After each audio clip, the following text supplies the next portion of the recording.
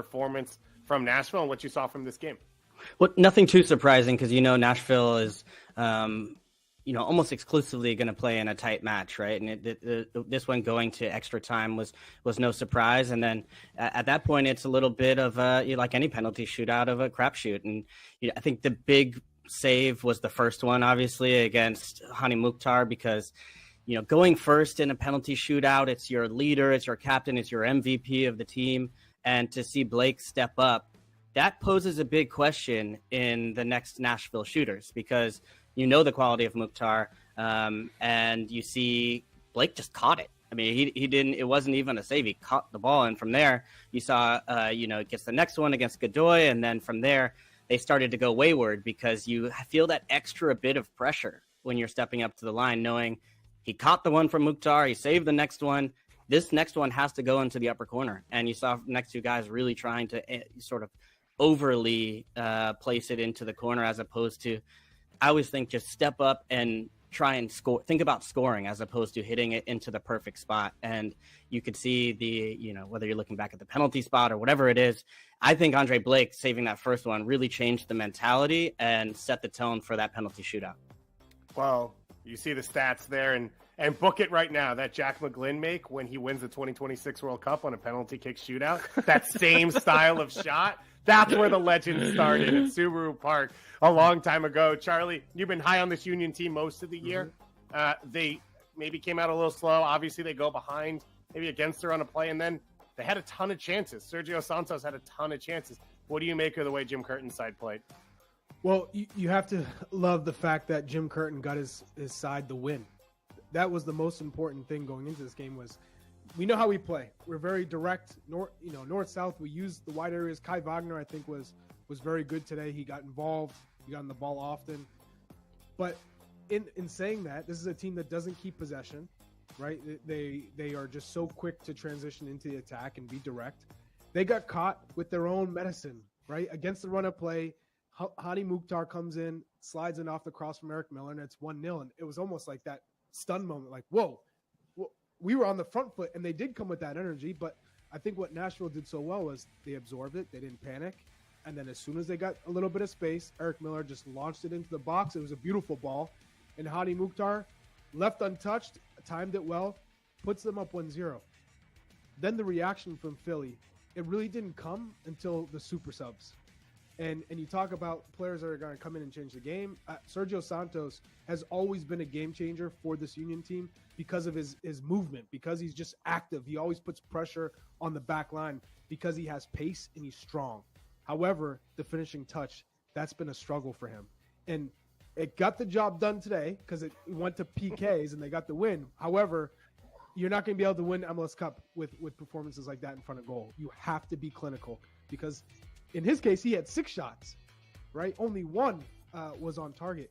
You have to be better with your shot selection and your accuracy. So I like the fact that the Union got the job done. Kasper Shibilko, for me, is not playing well either. He doesn't look confident. He's not getting in good spots. He's not getting the proper service as well. So the Union have to sort out how they're going to score goals with their front two.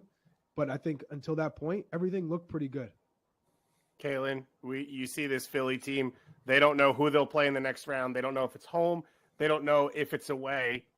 Are they good enough to get to MLS Cup? I mean, do they feel even footing with NYCFC or the Revs, whoever it is? Well, the Revs obviously be the favorite to get past NYCFC, and then if it goes, if that sort of holds serve, I think the Union will be big underdogs. And I think it's because of what Charlie's talking about. It's because of the lack of finishing product. If you think of that first match, and the goal they scored was a, extra time winner from Glesnes, which was a wonder goal, right? But it's from your center back. And then here, again, you get a set piece, but it's a scrappy play in the box, and Gazdak does well with it. But just, so wasteful around goal and not being able to really, at home in both matches, being able to find a goal, really from the attack and from the run of play. So that is concerning, I think, for Philadelphia Union. That said, this is a historic moment for the club. They have never made it this far. And I think it speaks to a little bit of, in the past, last year, they took a big step forward winning the Supporters Shield. but then kind of ran out of gas in the playoffs, right? And those expectations of taking that next step weren't there. Well, this time, the expectations have actually been lowered because of the players they lost with Mark McKenzie and Brendan Aronson. And they've kind of gone into the playoffs, actually through the regular season, and got the second seed, which I think was massive, because when you think of the two teams, even on points, but playing this game at Chester tonight can make a difference. And I think it got them over the hump to get to that final place, which is, I think we all agree is a good thing as far as the value of the regular season and goal difference and kind of going for games. And Nashville ultimately get held up because they, again, drew a match or couldn't end up getting on the right side of things. I thought ultimately in the playoffs, that would serve them well. But it turns out that actually set pieces, which I thought would be a strength of theirs, ended up being their undoing here. Just really disappointing, not being able to defend set pieces. That goal right before halftime as well. Oh, that's a brutal one, because it put Philly back in the game, gave them a lot of confidence, a lot of momentum. And from there, it might be that 1-0 chance, right, where Hani gets on top of it. But if you let go of set pieces and you can't go to penalties and you miss 4 in a row, those margins in a team that's built on tight margins was not enough. And, all right. And I'll add this, Charlie, as well. If you talk about this now, you lose time to talk about the Revs later. Fine, no problem. I think for Nashville, what they did so well, right, is we all know the organization part and getting the right pieces to this team. But to win MLS Cup, I think you need a capable striker, and they've gone out and they've spent money, but they haven't hit. And you talk about players like Cadiz, he just wasn't it. Not a good fit for this squad. CJ Sapong, I think a very capable striker, but it felt like this was a regular season team. I think if they go out in this offseason and they go get that striker who's going to score 15 plus goals, who's going to be dynamic for them, who can really hurt teams on the counter, but also in possession, so that him and Hani Mukhtar can strike up a partnership, that is going to take them over the hump. Isn't his name Ake Loba? Doyle, close us out on Nashville. No. Close us out. And close us out on this match, or on this game.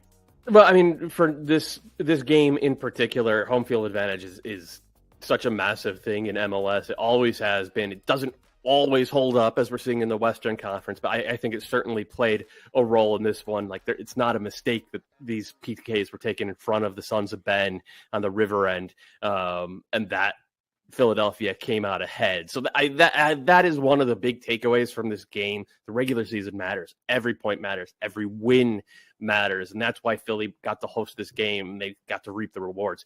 As for Nashville, unquestionably, 2021 was a step forward for this club and a solidification of what they accomplished in 2020. This season, there were some expectations with this team that they didn't have to deal with last year, and they handled those expectations with, a good amount of aplomb, right? This isn't a team that just sits back and absorbs. They had to spend a lot of time playing on the front foot this year because they were, I think, uncharacteristically a little bit weaker defensively. So they came back at home, especially, time and time again to collect points, to play good soccer while they were doing it. And the biggest thing is they got so much of that initial roster build correct. Not just, Hani Mukhtar, but like Dax McCarty, Anibal Godoy, Walker Zimmerman, Dave Romney, Joe Willis. Those have all been really, really good players. The extra sauce that they got this year was Hani Mukhtar being from kind of a meh DP to literally an MVP caliber player. And that took time. He was not this good last year. So while Charlie's ready to bury Ake Loba already, I didn't bury him. I am not ready to do that. Clearly what this Nashville team needs is for Ake Loba to have the kind of year 2 breakout or something close to it that Hani Mukhtar did, so that they can go into games like this with more than one match winner, with more than one way to really attack via transition or via buildup, which is what we saw on their goal.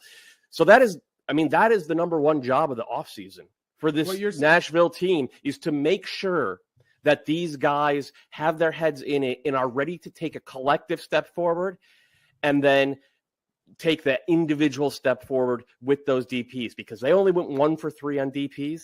If they get that to 2 for 3, and then 3 for 3, they'll be in very, very good shape in 2022. Next year's level up player of the year. That's what you're saying. Well, we all love goals for many reasons, but one of the biggest in the playoffs is because we get donations along with them. Back for another year of playoff soccer is the Audi Goals Drive Progress program. For every goal scored in the Audi MLS Cup playoffs, $2,000 will be contributed to the Audi Goals Drive Progress Fund, directly supporting MLS youth academies. Thanks to the 21 goals scored so far, Audi has already donated $42,000 throughout the playoffs. You can also catch the Driving Force series on Instagram to stay up to date on all the big storylines. Head over to BR Football's IG Stories, Driving Force, to vote for your favorite club, learn more about the goals drive progress, and hear some Audi MLS Cup playoff bracket challenge predictions on MLSsoccer.com. And of course, you want to keep following all those teams because we still have a number left as we head down into the playoffs. We take a look at our bracket, and baby, if you believe, then just stand up on your feet. Just like you draw it up. And shout it out, Real. Oh, my God. Real Salt Lake, a second road win to open up the playoffs. Another upset, this time in Sporting KC. And you guys didn't believe. Maybe I didn't believe. Maybe other people don't believe. But one person who does is Pablo Mastroeni. Let's go to his speech after the Seattle game to get us ready to go for this segment. It's winning. How you do it, no one gives a fuck. When you wear that ring at the end of the day, you have to show off because no one's going to ask you how the game went. Listen, no shots on goal and you win the game. Yeah, baby! This is mentality.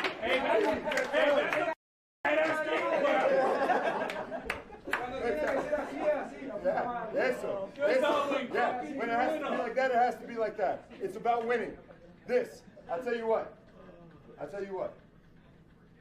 If they don't cut off our legs, we won't stop running. If they don't cut off our arms, we won't stop fighting. And unless they cut out our hearts, this group right here won't stop believing. We're going to the finals, boys. Get ready. Let's go to this motherfucker. Let's go. So, audio cut out a couple times there. It was just an issue in the transmission. No specific thing that Pablo is saying. But Charlie, what can you say about this RSL team? Because that speech was after the Seattle game. No shots on goal. We fought against it. Everyone against us. They came out and outplayed KC from the first moment on the road at Sporting Park. This was a whole new performance. Well, you couldn't play any worse in the attacking half of the game than they did against Seattle. And I do love the fact that this team says, you know what? We've already done it in Seattle, and it really did give them the confidence to go to Sporting Kansas City and get the job done. This was the real case of the super sub. And you talk about this team just trying to keep it close. You give up this unfortunate penalty here. Aaron Herrera, I thought for sure, man, this is going to be a really uphill battle because if you're defending for the rest of the match, down a goal, it's probably not going to be a good performance from here on out. But they rallied. They came together, and once they got some more options up top, you talk about the three subs that were game changers. They came in and they did the job. But I love the fact that they kept competing. They kept winning the second balls. They kept fighting. They didn't, which a lot of teams would at this point, just go into a shell and go, man, we didn't have a shot on goal against Seattle. So what's going to say for us to come back against Sporting Kansas City here? But they kept plugging away, and things changed in the second half. You listen to that speech, Gossen. He's talking about if you have to cut off our legs or our arms or our heart. And, the game against Seattle really was about running and, effort and fighting or time wasting at times. And it's kind of funny that those are the parts that you could actually air. It was like the cutting out the hard part. But this was not about that. This was really about Real Salt Lake's quality. And if you look at the way they played in this one, they were able to dominate possession. If you look at the first goal by Anderson Julio, it's a fantastic run. Two strikers with the interplay there before, and then Justin Miram kind of turned back the clock with that kind of gliding run and that drag across that we've seen so many times over the years, and just really kind of pins Graham Zusi and Sporting Kansas City back on their heels. But that was really kind of the story. I mean, the second half, they had control of the match. They had good chances. They were pushing. They were always the one that was going to be more aggressive. They seemed the most likely to score. And yeah, you can compliment the heart, because that, I think there are certain ways where people talk about what does culture mean of a team, or what does the heart of a team mean, and how do you measure that? But I think if you look at late in games, that's one good indication of how a team does in the last, in extra time, or the last 5 or 10, 15 minutes. I think this is like the 20th goal. There's some crazy stat I saw on Twitter. It was like 15. Okay. 15th goal in the last minutes of the match. And that shows kind of the character of this team for Real Salt Lake. So look, I'll hold my hand up. I doubted him. I got people on Twitter coming after me saying, how could you not believe in Real Salt Lake? Although, come on, it's Sporting Kansas City playing at home. Alan Pulido's back. We know what the Sounders are at this time of year, but credit to them. They've really gone out there and done it, and they've believed in themselves when nobody else has. Calen, do it right now. Stand up on your feet. I can't right now. Stand up on your feet. Let's go to the hand, expert, though. You're talking culture. You're talking heart. Let's go to the king himself, Pablo Mastroeni, with our Susanna Collins in KC for our AT&T 5G call to the field. Pablo, this team, there is no quit in this RSL team. You knock off Seattle, you knock off Sporting Kansas City in front of a hostile crowd. I just have to ask you, how? How do you guys keep pulling this off? Well, again, I think we had a tough end to our season with a lot of ups and downs. Yes, boy! Yes! Yes! And, I think the mentality of the group has grown over time, and we've been able to bounce back from tough defeats and really ask ourselves the real questions about what it takes to be a good team. And I think recently we've been able to manage games really well. Didn't want to get behind it. Today we got behind it, but we had the fight, the mentality, and the belief that we were going to get back into the game. I think you proved a lot of people wrong today, that you were able to get back in this game offensively. And I also find it a little poetic that it happened right here, because for you guys, the momentum seemed to start on decision day with that massive result against Sporting Kansas City. How have you guys just kept continuing to believe yourselves, despite maybe some people saying it's not going to happen? Well, again, I think if you look outside for any kind of affirmation, I think you're a lost soul, and I think this group looks within, believe in themselves, believe in the work, believe in the plan, and more importantly, believe in the team. And I think, again, when guys like Albert Rusnak, who's been our skipper and had fantastic performances, has been a great leader for this group, has been out the last 2 games, and the ability for everyone to fill in and step up in important moments has been fantastic. I got to ask about Portland, because that's who you guys are going to face next. What do you think this matchup is going to look like for you guys? Well, again, it's going to be another tough matchup away from home in another hostile environment. We've done it twice. So, again, there's going to be very little words said. It's about getting through the work, planning the right way, and going out and playing like the team we can be. One more question, Pablo. I saw on Twitter that there is a petition to get you to grow out the mustache again. If you guys make it to MLS Cup, can you make that promise right now? Yeah, I can do that. Unfortunately, it's going to take about 2.5 months, but I'll do that. Start working on it. Congratulations, Pablo. Appreciate it. Great to see you. Thank you, likewise. Great job from Susanna. I think she's feeling that culture, that leadership, that spirit, everything on the RSL side. Doyle, Susanna mentioned, though, decision day. And on decision day, it was the bench mob that came in for RSL and got it done. And they did it again today. 3 changes in the attack.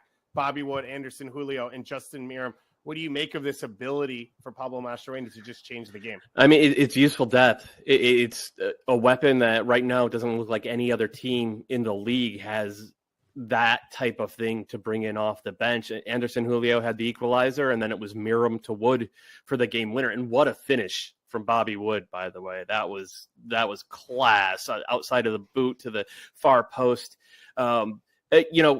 We've seen Pablo do this while changing the team's shape as well. He didn't really have to do that in this one. As Charlie said, RSL was just a better team from the start in this game. They had control through the midfield.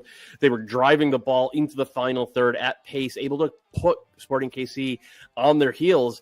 And so when they brought those fresh legs in, they were going against tired Sporting KC fullbacks. And you saw on this play, especially with Justin Miram, he just dusted poor Graham Zusi. Graham Zusi just was not going to be able to stay with him on that play. And at that point, it's just a matter of executing, and sometimes it takes a special finish, and that's what they got. And there aren't a lot of teams, even at this stage of the postseason, who have those types of playmakers, those types of match winners to bring in off the bench. And it is the difference for this RSL team right now. It is the advantage they seem to have over just about anybody else in the playoffs. And I would add that when you look at Sporting Kansas City, they just weren't efficient or effective in the attacking third. You bring in Alan Pulido, who hadn't played in God knows how long, right? And you insert him right into this match. Maybe it's just go with the fit Kyrie Shelton and then switch the game up with an Alan Pulido in the second half. But you just saw a team that never created their own shots. They didn't test David Ochoa. And I thought, oh, man, if they're not going to gain possession in the attacking third and create these chances, you're feeding into RSL really feeling themselves and gaining that confidence, which they needed, and they fed off of it. And it ended with the Bobby goal winner, and as Doyle said, a gorgeous finish at that. And then he gets to talk to Susanna as well for AT&T 5G. Called to the field. Let's go back out to Casey. Bobby, this team, there's just no quit. There is absolutely no quit in this team. It seems like the world didn't think that you could do it, but you guys always believed in yourselves. Where does that tenacity come from? You know, it's just something we've been dealing with all year. You know, no one believed in us from the start, and we knew we had to be a family all year, and that's what you see every game. And you know, it's just an amazing group, and we're all happy, and we're just we go out there just having fun and working hard. Everyone said you guys just, bunker down for this Seattle game, but different story here tonight. Plenty of chances. You actually outshot SKC. How were you guys able to execute the game plan so successfully? No, you know, we just went in just hungry, you know, and we knew that beating them 2 times this year, we came in more confident, and you saw that. And I think they had respect for us for beating Seattle and, throughout the season. So, we took advantage of that. We stayed hungry, and we won at the last 15 minutes or 10 minutes, whatever it was. There is a swagger about this RSL team that is absolutely palpable, and I have a feeling you guys are going to bring it to Portland, another hostile environment. Why can you guys get it done there as well? I mean, we're just gonna work hard. I don't know. There's not much more to say. We're gonna go there, focus on Portland, not think about anything else, and just be hungry and want it more than they. And we're just gonna try to grind it out. Enjoy it, Bobby. Congratulations. Appreciate it. Well, we know it'll be 6 p.m. Eastern time next Saturday, December 4th, FS1 and Fox Deportes, when RSL does travel to Portland. Calen, question them again. Don't choose them again. Give me the quick preview between RSL and Portland. Yeah, be careful here. You got to be careful. People will be betting against Portland too. I mean, no Sebastian Blanco. Most likely, take maybe a miracle with that injury, his hamstring, the way he went down, and then Dyron Esprit also was red carded in that. I know they mentioned they wanted to appeal it, but I would sort of expect that to stand. And but Portland does have reinforcements in Felipe Mora as well as Niascoda on the bench, so they will have some weapons. I think Real Salt Lake will continue to be underdogs, which will completely suit them. That will suit them going into Portland. Hopefully, for them, they might be able to get back Albert Rusnak, who I think 11 goals, 11 assists this season would give them a massive boost. They were FaceTiming him after the match on the pitch. So if they could get him back going into the final away, they're used to playing on the road. They've showed you the quality, and they can also suffer a little bit. They showed that against Seattle. So they can do a lot of different ways. So I'm not betting against Real Salt Lake. I have reformed. I hope you all have as well. Hey, I believe. Who knows what's going to happen in the West? Yeah, so RSL's march continues on towards potentially MLS Cup as a 7th seed. On the flip side, Doyle, let's tie a little bow on the season for Sporting Kansas City. What do you make of what this year was? I mean, this is a disastrous loss for them. Everything that they had been doing for the past 2 years was building to this year in this kind of draw in the playoffs. They were, they had home field once Seattle and Colorado were knocked out. The only remaining teams were an RSL side that snuck in on the last day and were playing without their playmaker, and then a Portland team that's playing without, as Calen said, Sebastian Blanco and Dyron Esprit. This is laid out. It could not have been a clearer path to MLS Cup for Sporting Kansas City, and they came out flat and they came out without ideas. They weren't able to press RSL, and without that press, they weren't able to generate the types of shots that really troubled David Ochoa at all. He had kind of an easy day in goal, and you do not expect that from the Sporting Kansas City team. And I think Peter Vermees, the GM, has to have some words with Peter Vermees, the coach, about not developing or using any depth. It says something to me that RSL could win this game in this way. We didn't predict the win, but we predicted that they would be able to change the game with their attacking subs. And that is never the case with Sporting Kansas City. For whatever reason, Peter Vermees has not been able to develop or find those types of players. And it's very clear at this point that this is just a regular season team. This is the third time in a row that they've been in the playoffs, that they've had a very good regular season and then subsequently lost at home in a game where they came out flat, where they came out with ideas, and where they came out gappy in defense with teams with speed on the wings could take advantage of. And that's a really bad and surprising blueprint to see from the Sporting Kansas City team. And unfortunately for them, the window was closing. Graham Zusi is in his mid-30s now. Andrew Fontas, he's heading into his mid-30s as well. Ilie Sanchez is over 30. Johnny Russell is over 30. It feels like a massive missed opportunity, and it's got to be back to the drawing board in at least a couple of different ways this offseason, as I expect them to try to rebuild a good chunk of this roster. Real quick, all I heard was Peter Vermees saying the 83rd minute, get in the game, which I couldn't believe my ears. For a Sporting team at home, that was emblematic of where they were at that point in the season, where they were searching just for anything, and Real Salt Lake was completely going the other way. We know Peter Vermees will be back next year. Matt Beasley not part of it anymore, and it feels like maybe a Graham Zusi, a Roger Espinoza, as Doyle laid out all those names. It could be the changing of the guard for SKC. We're not done with this round of the playoffs yet, though. Don't worry, everyone. We're coming back. We're going to hang out. We've got ETR, of course, coming up for you on Monday that will talk about this game, New England versus NYCFC, on Tuesday evening, 7:30 p.m. Eastern time on FS1 and Fox, and, of course, previewing Portland versus RSL.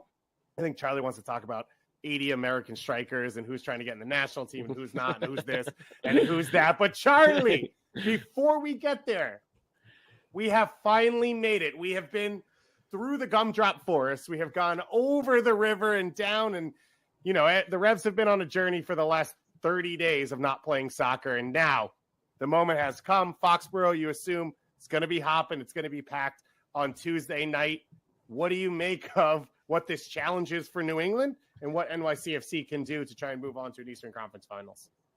Coming into this match, there probably couldn't be a bigger game for the Revolution because you're throwing in the month off on not playing competitive matches, but also against a New York City side that is so confident and feels like they beat the Revs at Yankee Stadium, but they also gave the Revs a great game at Gillette Stadium, minus one of their most important players. And I think that if you're looking at this matchup, when we haven't seen Carlos Gil healthy and fit from minute one, we haven't seen Gustavo Bo and Adam Buxa, all three of them playing together, that this is one of the best matchups that we're going to see of the playoffs thus far, just because of how these teams play. And I think Tati Castellanos has been in phenomenal form this year, but I think his game really suits how this New York City FC team can attack, because he can pop up all over the pitch in the attacking third. He finds the pockets, he can dribble, he can shoot from distance, and he's a facilitator as well.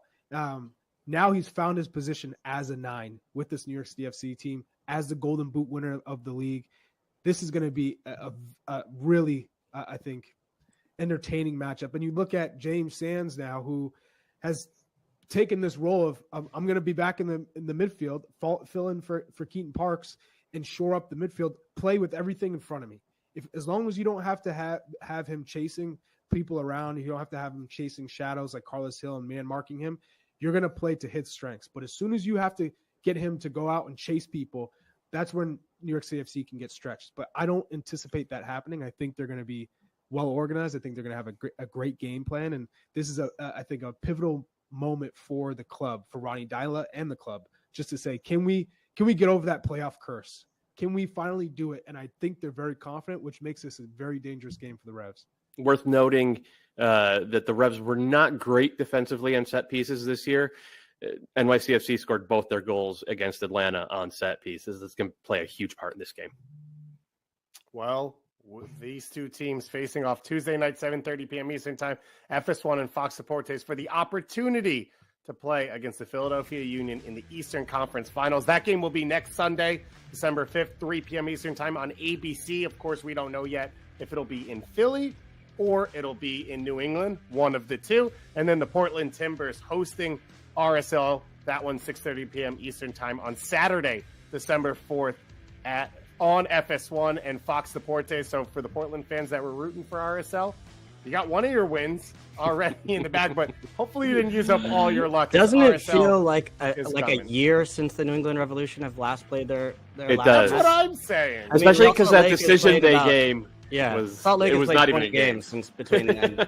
And I do think that is something to watch in this one because, you know, we've talked a lot about this weight, but this is extended, right? So to watch that match fitness, that sharpness in the first 30 minutes or so, seeing how they get into the rhythm of the game because, yes, New York City FC has that kind of playoff sweat, and we've seen what that's been in the Western Conference, how those teams have used some of that momentum to carry themselves forward. So that is a little bit of a danger spot, especially for New England to manage that first 20, 30 minutes in that first half.